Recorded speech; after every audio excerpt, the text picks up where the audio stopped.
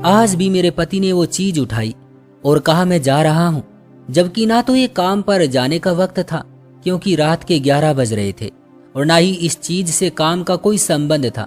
मैंने उसे रोकना चाहा और पीछे भी गई, पर वो घर से निकल गया। आजकल वो बहुत परेशान रहता था। मुझे तो उसके चेहरे पर मुस्कुराहट देखे भी सालों हो गए थे, वही मुस्कुराहट जिसको देखकर मैं दीवानी हो गई थी। मेरे पति को देखकर ऐसा लगता था कि जैसे वो इस दुनिया का सबसे दुखी इंसान है।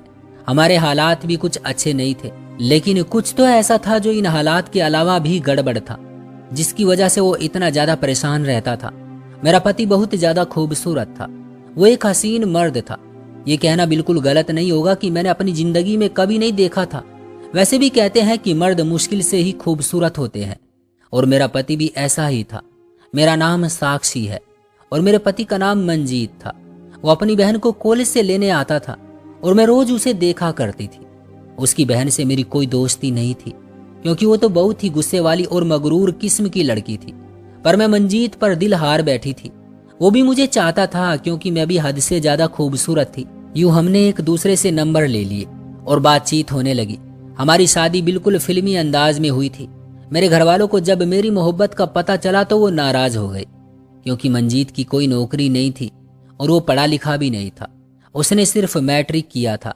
आजकल मैट्रिक पास को नौकरी नहीं मिलती, ये सब जानते हैं। उसकी माँ भी सौतेली थी और बहन भी। पिताजी का स्वर्गवास हो चुका था। सौतेली माँ ने घर पर कब्जा किया हुआ था।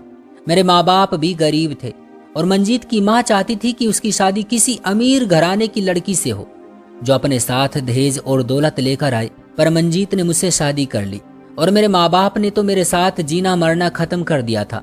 इसलिए उनकी उम्मीदें पूरी नहीं हुई। क्योंकि घर मंजीत के बाप का था, इसलिए उन्होंने हमें ऊपर वाला पोर्शन दे दिया जहां सिर्फ एक कमरा और एक बाथरूम था। इसके अलावा हमारे पास कुछ भी नहीं था। हम जमीन पर सोते थे। मैं मंजीत के कांधे पर सर रख लेती और वो जमीन पर। यूं हम सो जाते। खाना खाने के लिए हमारे पास प्लेट तक नहीं थी। मंजीत बाहर से खाना लाता और हम शॉपर के अंदर ही खाना खा लेते। पानी पीने के लिए सिर्फ एक बोतल थी, पानी भी टंकी वाला पी रहे थे। मैं कभी ऐसे हालात में नहीं रही थी, इसलिए मुझे बहुत अजीब लग रहा था। बार बार रोने लगती थी। मंजीत की रंगत बहुत खूबसूरत थी, कसरती बदन था और नीली आंखें थी। वो एक हसीन मर्द था। वो मेहनत मजदूरी करने लगा, पर उससे भी सिर्फ खाना पानी पूरा हो रहा था या एक जोड़ा कपड़ों का आया था। बहुत बुरे हालात थे। मंजीत बहुत मायूस था। मैंने बीए किया था, मुझे किसी स्कूल में नौकरी मिल सकती थी, पर अभी तो मेरे पास वहां पहनकर जाने के लिए कपड़े तक नहीं थे। मैं जाती तो वो मुझे कोई मांगने खाने वाली ही समझते और आसपास कोई स्कूल नहीं था। पता नहीं कितना दूर था। एक दिन सामने वाली अपने घर में कंबल धो रही थी तो मैंने उसकी मदद करवा दी। उसने मुझे 300 रुपये और एक टाइम का खाना दे दिया और मैंने उससे 2 प्लेटें भी मांग ली। पर इस बात पर मंजीत ने पहली दफा मुझसे झगड़ा किया और कहा कि लोगों के घर नौकरानी बनोगी, मैं मर गया हूं क्या? मैंने भी गुस्से में कह दिया कि तुम्हारे जिंदा होने का भी क्या फायदा हो रहा है, खाने के लिए बर्तन तक नहीं है। तुम मजदूर बन जाओ और मैं नौकरानी बन जाती हूँ, इसके अलावा और कोई चारा नहीं है। इसलिए हमने शादी की है, यही हमारी मोहब्बत की सजा है जो हमें सारी जिंदगी काटनी है। मंजीत खामोश हो गया। 2 पल मुझे देखता रहा और घर से निकल गया। मुझे बाद में अपने किए पर अफसोस हुआ। रात के 2 बज रहे थे और वो अभी तक घर नहीं आया था। मुझे लगा कि मुझसे नाराज हो गया है। मैं बहुत परेशान थी। हम दोनों ने ही अपने अपने फोन बेच दिए थे। मैं उससे संपर्क भी कैसे करती। आखिर में मैंने रोना शुरू कर दिया और सुबह की रोशनी फैलने लगी। जब मंजीत घर आ गया, मैंने रोते हुए सवाल करने शुरू कर दिए कि कहाँ थे, क्यों इतनी देर हो गई, सब ठीक तो है? वो जवाब नहीं दे रहा था, बस जमीन पर लेट गया और मुझे भी बैठने का इशारा किया। मैंने माफी मांगी पर वो नाराज नहीं लग रहा था। उसने मेरे आंसू साफ किए और मेरी हथेली पर कुछ रखा, जिसको मैंने देखा तो हैरान रह गई। ये तो पूरे 8,000 रुपए थे। मैं हैरान थी। मुझे लगा किसी से उधार लिए हैं। मैंने पूछा, उसने कहा उधार नहीं है और आंखें बंद करके सो गया। मैंने दोबारा से बुलाया लेकिन उसने कोई जवाब ही नहीं दिया। मंजीत की हालत कुछ अजीब सी थी। वो इस तरह से पेश आ रहा था कि जैसे कोई ऐसा काम करके आया है जिसके बारे में कभी सोचा भी नहीं था। ऐसी हालत उसकी तब भी थी जब वो पहले दिन मेहनत मजदूरी करके आया था। मैंने भी कोई सवाल नहीं किया और उसके कांधे पर सर रख कर सो गई। सुबह हुई तो हम लोगों ने हमारे लिए एक चारपाई खरीदी और एक बिस्तर भी खरीदा। 2-4 बर्तन और 2 सूट भी जो इस्तेमाल के लिए चाहिए थे। खाने पीने का सामान लिया और पैसे खत्म हो गए। ऊपर वाले का शुक्र है, अब हमारे पास पहनने के लिए 3-3 जोड़े भी थे। सोने के लिए चारपाई थी, सर रखने के लिए तकिया था और ऊपर करने के लिए चादर भी थी। मैंने मंजीत से पूछा कि ये पैसे कहाँ से आए थे। उसने कहा कि बस तुम ज्यादा सवाल नहीं करो, अब ये पैसे आते रहेंगे और सब कुछ ठीक हो जाएगा। मैं हूं ना तुम्हारे साथ, ये मेरा काम है, तुम्हारा नहीं है। मुझे अभी भी यकीन था कि उसने ये पैसे कहीं से उधार लिए थे। हमने पहले भी बहुत से लोगों से उधार लिया हुआ था। उसने अपने दोस्तों से उधार लिया था और मैंने भी एक दोस्त से पैसे लिए थे जो कि हमने वापस भी करने थे। और मैं खामोश हो गई क्योंकि वैसे भी मुझे कोई बात नहीं बता रहा था। मैंने जब मंजीत के कपड़े धोए तो उसके अंदर एक जामुनी रूमाल था। मैंने कहा कि ये आपको कहाँ से मिला। वो थोड़ा परेशान हो गया और सोचकर बोला। उसने कहा कि मुझे ये पाया है, धोकर वापस मेरे कपड़ों में रख देना और बाकी जरूरत की चीजों की लिस्ट बना लो, ऐसी चीजों की जिनके बगैर बिल्कुल भी गुजारा नहीं है। आहिस्ता आहिस्ता जरूरत की चीजें ले लेंगे और इस घर को घर बनाएंगे। मैंने कहा पर ये सब करने के पैसे कहाँ से आएंगे। उसने कहा कि जहाँ से ये पैसे आए थे वहीं से ही आएंगे। देखो, कल हम जमीन पर सो रहे थे और हमारे पास खाने के बर्तन भी नहीं थे, लेकिन आज हम चारपाई पर सो रहे हैं। मैंने कहा कि ठीक है, और उसने मुझे ये भी कहा कि किसी के घर जाकर काम करने की, किसी से भी पैसे मांगने की जरूरत नहीं है। अगर तुमने ऐसा किया तो मुझसे बुरा कोई नहीं होगा। उसने ये बात गुस्से से बोली, लेकिन मुझे बुरा नहीं लगा। मैंने कहा कि सब कुछ ठीक हो जाएगा। उसने कहा कि सब कुछ ठीक है। मैंने कहा कि अब तुम ज्यादा परेशान लग रहे हो। उसने कहा कि नहीं, मैं बिल्कुल भी परेशान नहीं हूँ। अगले दिन फिर मंजीत जामुनी रंग का वो रुमाल लेकर घर से निकल गया और जब सुबह की रोशनी फैली तो वापस आया। मैं आज फिर परेशान हो गई। उसने कहा कि मैं तुम्हें बताना भूल गया था कि मैं रोज रात को घर नहीं आया करूंगा, तुम्हें परेशान होने की जरूरत नहीं है। और उसने मुझे फिर से 10,000 रुपये दिए। मैं कुछ बोलने लगी तो उसने कहा कि कोई सवाल नहीं करना और जाकर सो गया। फिर मुझे कुछ देर नींद नहीं आई। मैं बार बार उन पैसों को देखती थी। पता नहीं ये पैसे किस तरह हमारे घर में आ रहे थे। मुझे मेरे दिमाग से उल्टे सीधे ख्याल आ रहे थे। मैं काफी परेशान थी। सुबह हमने घर का कुछ और सामान ले लिया और अब मैं इस काबिल हो गई कि घर में खाना बना सकती थी। मेरे पास इतना सामान था। इसी तरह दिन गुजरते जा रहे थे। घर की चीजें तो पूरी होती जा रही थी, लेकिन मैं आहिस्ता आहिस्ता ये बात नोट कर रही थी कि मेरे पति के चेहरे से सुकून और खुशी गायब होती जा रही थी। उसके अलावा एक बात बहुत अजीब थी कि वो मेरी तरफ देखता भी नहीं था, मुझे हाथ भी नहीं लगाता था। अब तो हमारे हालात बेहतर हो रहे थे। जिस तरह के हालात थे इस हिसाब से तो बहुत बेहतर हो गए थे। अब तो उसकी टेंशन खत्म हो जानी चाहिए थी।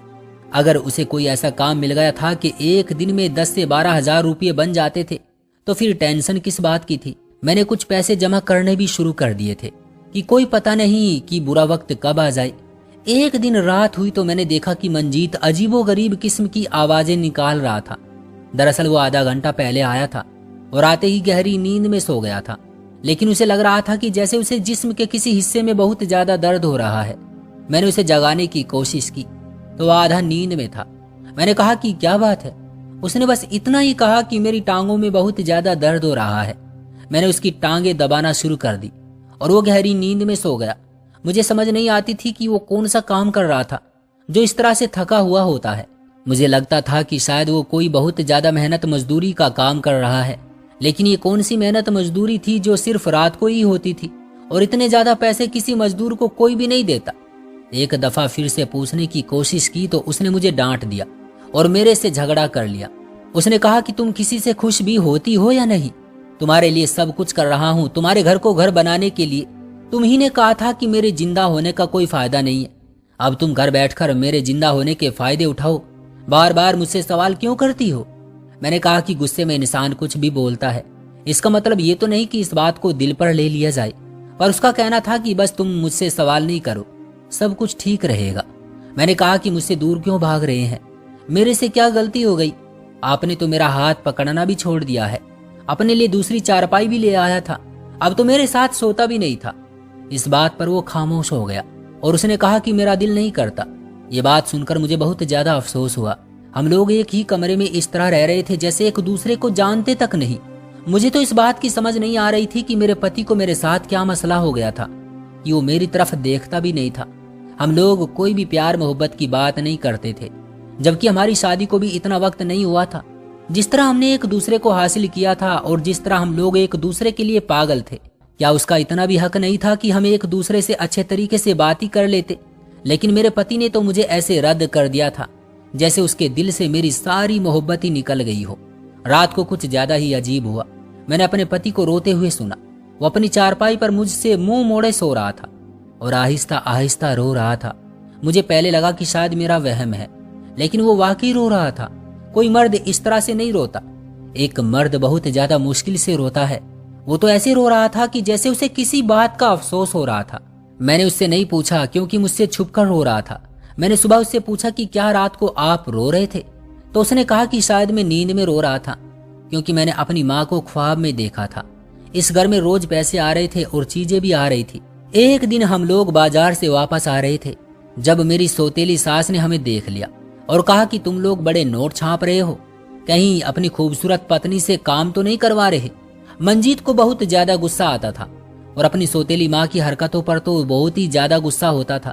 उन्होंने हमारे साथ कितना बुरा किया हुआ था।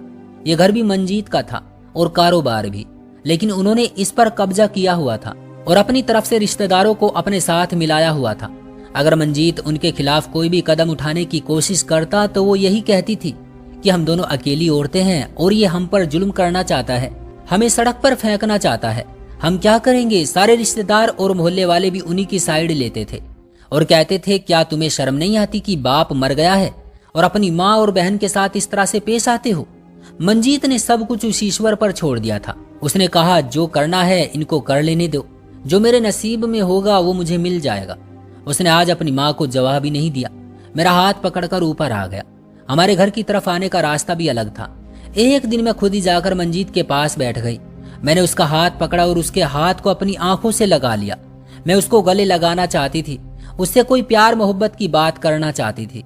जब उसने मुझे पीछे कर दिया, उसने बाकायदा मुझे धक्का दिया था, जबकि हमारी कोई लड़ाई भी नहीं हुई थी और ऐसी कोई बात भी नहीं हुई थी। अब मुझे गुस्सा आ गया और मेरा सब्र जवाब दे गया था।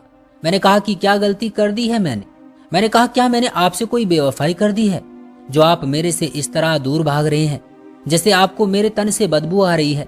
उसने कहा कि मुझे तुम्हारे तन से बदबू नहीं आ रही, लेकिन क्या तुम्हें मेरे तन से बदबू नहीं आती है? मैंने कहा कि क्या मतलब, क्या हो गया है आपको? ऐसा क्यों होगा? आप ये किस किस्म की बात कर रहे हैं? उन्होंने कहा कि तुम्हें अजीब नहीं लगता? मेरी आंखों में देखो, क्या तुमको अपना चेहरा नजर आ रहा है? मैंने कहा कि मुझे आपकी आंखों में अपना ही चेहरा नजर आता है, और किसका चेहरा नजर आएगा? मंजीत ने कहा कि अगर किसी दिन तुम्हें पता चले कि मैंने कोई बहुत बड़ी गलती कर दी तो क्या तुम मुझे माफ कर दोगी? मैंने कहा कि कौन सी गलती हुई है आपसे? इस तरह की बातें करके मुझे डराए नहीं, मुझे बताए क्या बात है। आपकी पत्नी हूं ना, आपको मुझे हर बात बतानी चाहिए।